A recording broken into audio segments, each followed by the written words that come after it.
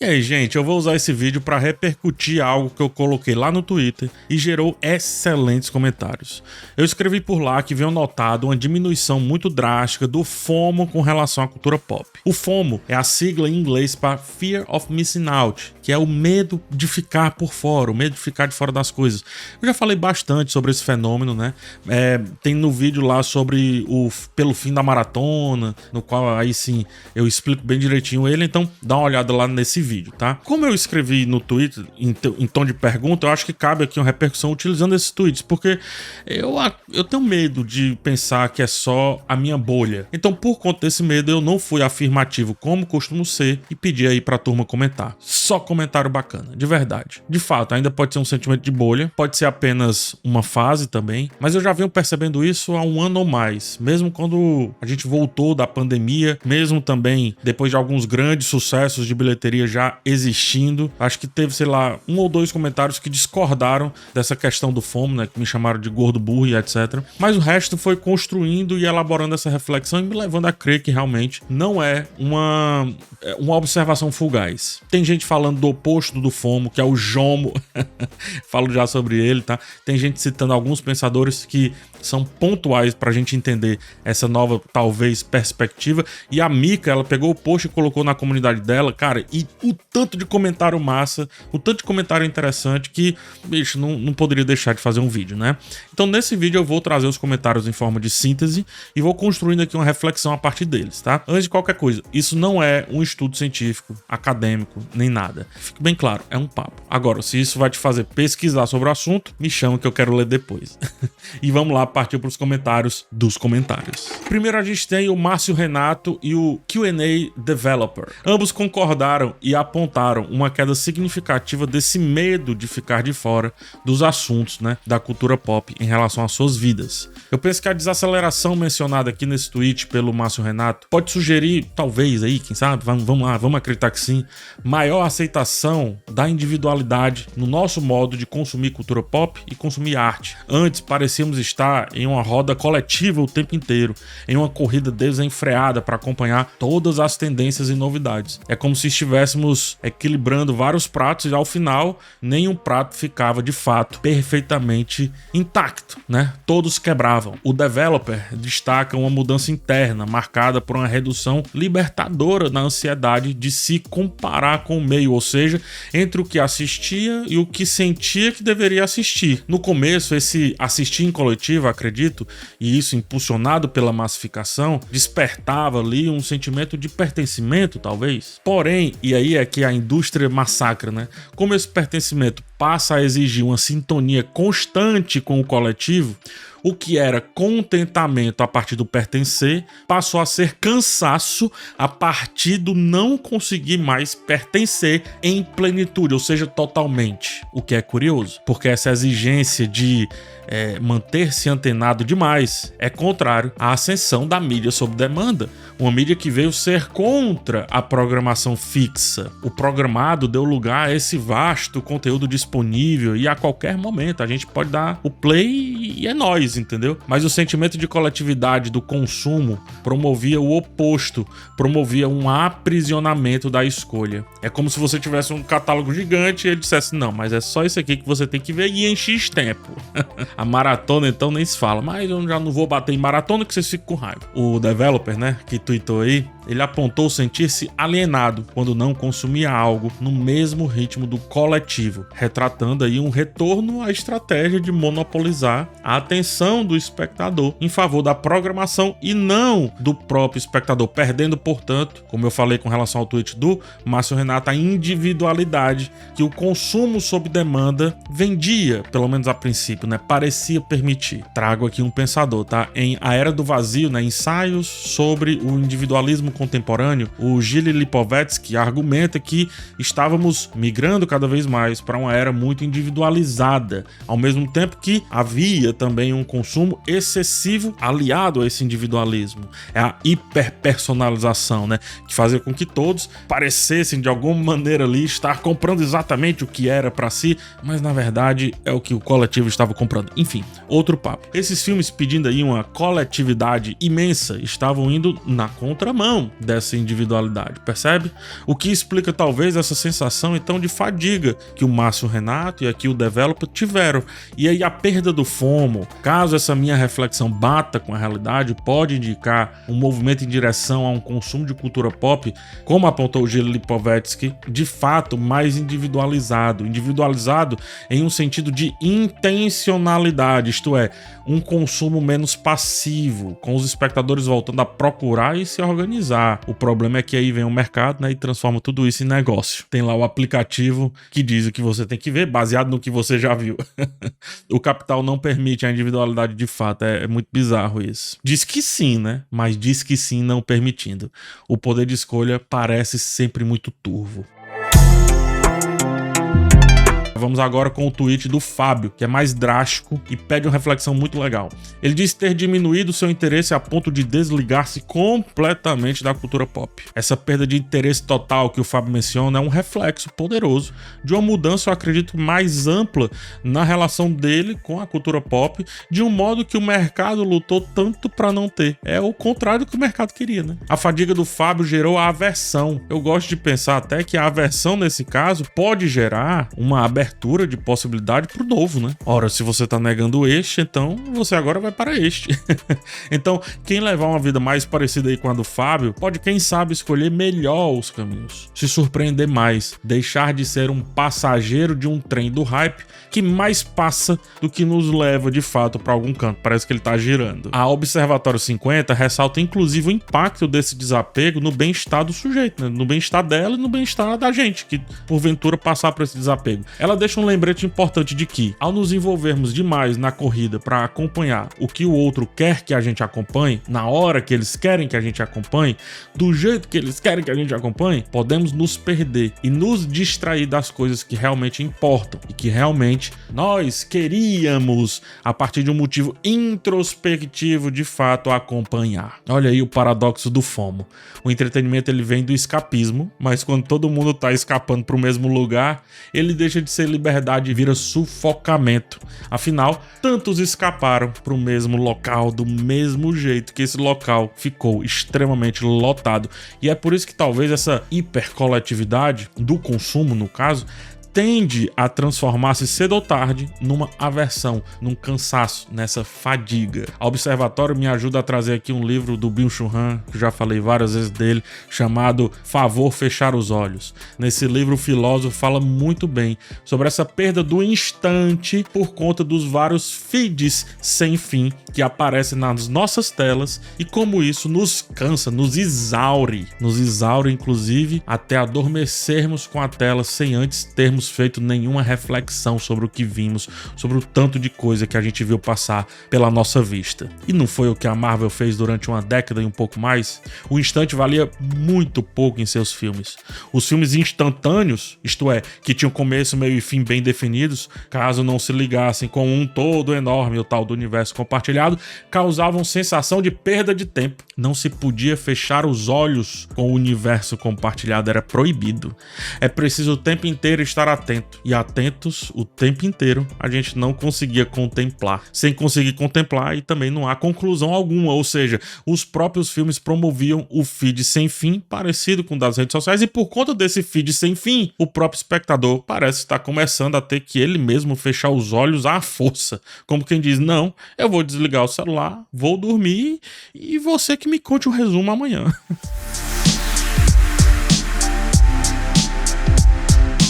O Matheus e o Malcolm Tux trazem à tona a possibilidade da falta de grandes lançamentos estarem gerando aí a diminuição desse medo de ficar de fora. Segundo eles, provavelmente a gente vai ter uma recuperação da indústria agora com Missão Impossível, Barbie e Oppenheimer, quase todos sendo lançados juntos. Será Será que isso também não é um pouco de desespero do mercado? Não sei, de verdade, tá? Como eu disse, isso aqui não é um vídeo conclusivo. O tweet não foi e esse vídeo também não é. Só que ano passado tivemos momentos de grandes lançamentos e grandes sucessos. Top Gun, Avatar, um ou outro filme da Marvel. Será que esse ano vai ser diferente? Vai ser muito curioso em como o cenário vai ficar depois desses 3 tenores tendo sido lançados quase juntos, e acho que vai gerar um outro vídeo repercutindo esse vídeo da repercussão. Mas vamos esperar um pouco mais pra frente, tá? O tweet de Maze menciona especificamente, por exemplo, que a DC, a partir do fato que ele ou ela, não sei precisamente, nem se importou com o Flash. Aqui traz um assunto que complementa bem esses apontamentos aí do Matheus e do Malcolm Tux. Os recentes resultados de bilheteria parecem reforçar essa visão de que, mesmo com os tais grandes sucessos, o público continua arrefecendo, né? Acalmando. The Rock, interpretando ali o Adão Negro, teve bilheteria pífia. E é o The Rock, né? O Flash teve uma bilheteria pífia também. Esses resultados recentes, e aqui eu incluo também Velozes e Furiosos, Transformers e outros, me fazem acreditar que não é só a falta dos grandes lançamentos que vem gerando isso, não. Top Gun, no passado, como eu disse, foi um sucesso avassalador em cifras, mas não levou tudo. Ou seja, não retornou o cinema pro ponto que a gente esperava antes da pandemia. É pontual, quer queira, quer não, é pontual. Ou seja, mesmo com 2022 tendo sido muito bom em termos de bilheteria para alguns poucos filmes, no geral ainda foi um ano de recuperação. Então era para 2023 chutar tudo. Isso não está acontecendo, pelo menos ainda. O fato que eu penso aí sobre essa questão da bilheteria e dos lançamentos, que eu acho que não tem quem aguente a superabundância de estímulos baseados todos do mesmo padrãozinho. Não tem, cara. Isso, aliado à aceleração geral que a vida moderna, na verdade, contemporânea, né, vem tomando, acho que faz, sei lá, com que uma hora a gente canse e simplesmente pare, quebre. Chame de burnout, chame de fadiga, chame de saturação, tanto faz. Só espero que esse cansaço ou enjoo, isso aqui é um desejo, faça as pessoas buscarem um ritmo de vida um pouco mais tranquilo. Um ritmo de vida menos voltado para o consumo excessivo o tempo inteiro. Nesse recorte, a diminuição do FOMO e a desaceleração de algumas empresas pode ser sim um sinal de que as pessoas estão começando a perceber demais a uniformidade do mercado. É o problema quando se transforma a arte em indústria. Tudo fica muito uniforme, ou como a gente diz aqui no Ceará, fica muito parecidinho. Adorno e Horkheim, né, ao falar sobre a indústria cultural, aponta um pouco disso. Então, ao perceber essa uniformidade, quem sabe estamos começando a nos colocar contra esse modelo de consumo, mas aí é sonhar demais. Vamos para outro tema. O Matheus Morato faz uma resposta muito bacana ao citar o oposto do medo de ficar de fora. Para mim, foi um dos tweets mais legais, tá? Ele fala que é o prazer de ficar de fora, né? Ele fala que sente esse prazer por ficar de fora, que é como se fosse uma alegria de poder passar de passagem, digamos assim. Ele chama de JOMO, o Joy of Missing Out, que em português aí é a alegria de ficar de fora, que acredite, existe esse conceito. Adorei pesquisar sobre ele, né? Enfim, no tweet ele menciona como, aceitando que é impossível consumir todos os conteúdos culturais em oferta, ele começou a apreciar o ato de escolher, trazendo esse prazer de ficar de fora e escolher no que realmente queria embarcar. E essa é uma abordagem poderosa demais. E não faz sentido a gente perder isso a favor das imposições. Não faz, é burrice. Essa obviedade permite que o indivíduo esteja presente, esteja engajado com a experiência que ele escolheu. Já venho falando sobre isso aqui. E a partir disso, quem sabe, ele consegue se aprofundar, aproveitar em plenitude, aproveitar no total, em vez de se preocupar o tempo inteiro com o que está perdendo. E isso é parecido quando eu faço alguns vídeos aqui acompanhando séries antigas, ou séries, ou filmes fora do hype. É libertador demais. E acredito que quem embarca comigo também sente isso. Uma coisa que me traz essa reflexão do Matheus, é o Matheus Morato, né? O Matheus. A Antibiblioteca. Já ouviram falar sobre a Antibiblioteca de Humberto Eco? Te apresento porque casa perfeitamente com isso. Sabe aquela pessoa que tem uma vasta biblioteca e invariavelmente faz você pensar se aquela pessoa já leu tudo aquilo dali? Pois bem, a Antibiblioteca do Humberto Eco, não Humberto Eco, enfim, um gênio, é justamente uma ideia sobre a valorização da coleção de livros não lidos. É mais no sentido metafórico do que no sentido físico, eu diria, mas ainda tem uma visão física também. Isto é, ter livros não lidos a seu favor, a seu dispor, melhor dizendo, não pode ser encarado como um sinal de ignorância, mas sim uma lembrança do nosso desconhecimento constante, eu diria eterno. É a frase batida, só sei que nada sei, né? Então, quanto mais livros adquirimos, mais percebemos o quanto ainda temos para aprender. Aplicando isso aqui, né, cinema, séries, etc., se pensarmos aí na cultura pop sobre a perspectiva da antibiblioteca, teremos sempre aí uma vasta coleção de filmes, séries, músicas, livros que ainda não consumimos, e isso pode começar a nos fazer entender por que o FOMO precisa dar lugar ao JOMO, porque é infindável. Então, se a gente pensar que isso nos traz ansiedade, o FOMO nos matará. À medida que aumentamos o nosso conhecimento e a nossa experiência, percebemos que é impossível saber tudo agora, ao mesmo tempo, como se fosse um download. Requer apreciação, reflexão, introspecção e cruzamento com outros temas e vivências. Então, a partir disso, em vez da gente se sentir ansioso, como diz o FOMO, por tudo o que estamos perdendo, ficando de fora, a gente precisa começar a aceitar e até apreciar tudo que ainda está por vir e viver em paz com isso. Os livros que lemos, né, os filmes que assistimos,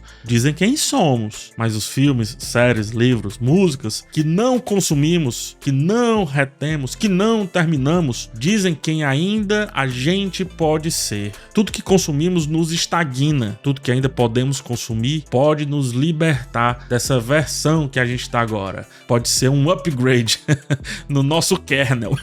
Você pode até argumentar que isso pode vir a causar FOMO, afinal, quanto mais livros ainda, quanto mais filmes ainda, mas não é esse o ponto. O ponto é que, em vez de abraçar a ansiedade do poço sem fim, é preciso abraçar a perfeição de sempre ter algo a mais por vir. É a resposta perfeita a Hollywood, faz tudo isso igual. Não tem nada de inovador para assistir. Tem e tem demais, só que às vezes já foi lançado há 30, 40 anos. É preciso mudar o campo de visão, é preciso visitar sessões da antibiblioteca. Experimente sair de Hollywood, experimente ir além. Se você preferir Hollywood, vai com tudo nela então, mas vai com tudo mesmo. Se você ama tanto essa indústria, vai do começo ao fim. É um poço sem fim, que deve causar paz de saber que a gente pode ser muito além do que já somos. Então, para concluir, alguns comentários mais rápidos sobre alguns tweets, tá?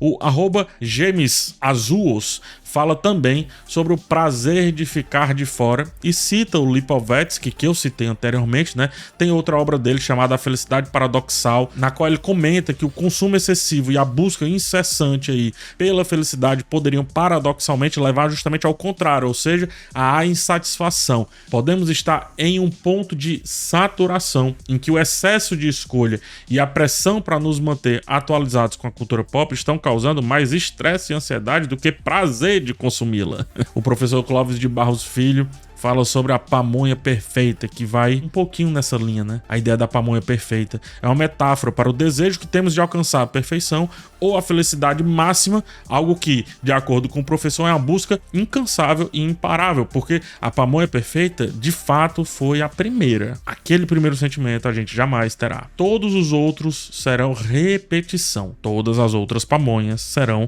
reprodução. A aplicação do JOMO, né? O Joy of Missing Out.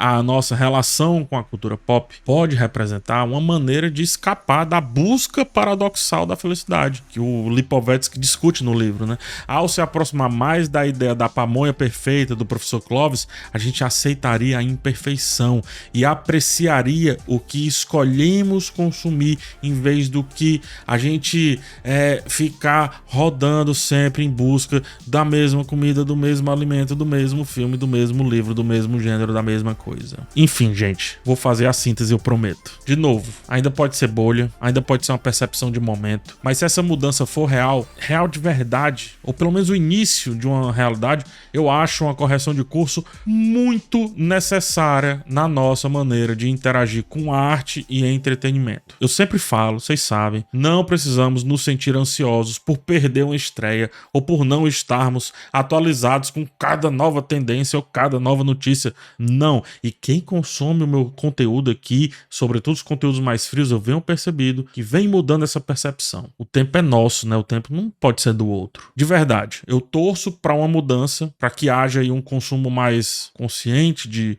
arte, entretenimento, quer que seja. Não é nem consciente, é mais criterioso, vai. Criterioso, muita gente entende por diminuição. Não, criterioso é por entender por que você tá vendo aquilo, né? Então é poder de fato escolher, entendeu? que é algo mais saudável, nos permite ser mais passivos diante da mídia e mais ativos diante da nossa individualidade, selecionando aquilo que nos interessa genuinamente, não apenas o que o algoritmo ou a publicidade nos direcionou. Para mim, cara, isso é excelente. Eu vou ser realmente quem vai te ajudar a refletir, em vez de ser o teu guia no que você deve consumir. Isso é um jeito erradíssimo de encarar a crítica de cinema. Quando você usa a crítica de cinema para saber o que você deve assistir ou não, aquele crítico falhou, eu falhei, a crítica falhou, aquela mídia falhou, aquele jeito de comunicar morreu, porque isso pode ser resolvido com um número, com um joinha para cima ou um joinha para baixo. Ao passo que esse comportamento nos permite criar nossas próprias trilhas, nossos próprios caminhos, construir nosso próprio catálogo, nos permite então que a gente embarque no próximo grande hype também, mas sabendo como sair, qual hora certa de sair, e quando sair o que fazer. E aí talvez a gente não fique mais esgotado, e aí talvez a gente não fique morando em um assunto só, sem que o instante exista, sem que o fim chega, sem que a gente não feche os olhos. Então abracemos aí esse conceito da antibiblioteca, vai. Reconhecer que não podemos consumir tudo e que não precisamos consumir tudo. Escolher com cuidado e deliberadamente o que queremos consumir e então apreciar isso plenamente, mesmo que exista a certeza de que tem mais por vir, é o que faz valer a gente ficar aqui consumindo, refletindo, pensando e vivendo enquanto isso. Mas que tudo isso só venha quando a gente quiser e se a gente quiser. Papo longo, mas espero que vocês tenham gostado do papo, tá? Comenta aqui porque acho que tem muita coisa ainda a ser discutida. Falei pra caramba, mas os comentários podem falar mais ainda. Deixa aquele like, se inscreve aqui no canal, obviamente se você puder e se você quiser, e a gente se vê numa próxima oportunidade. Um forte abraço em vocês e tchau.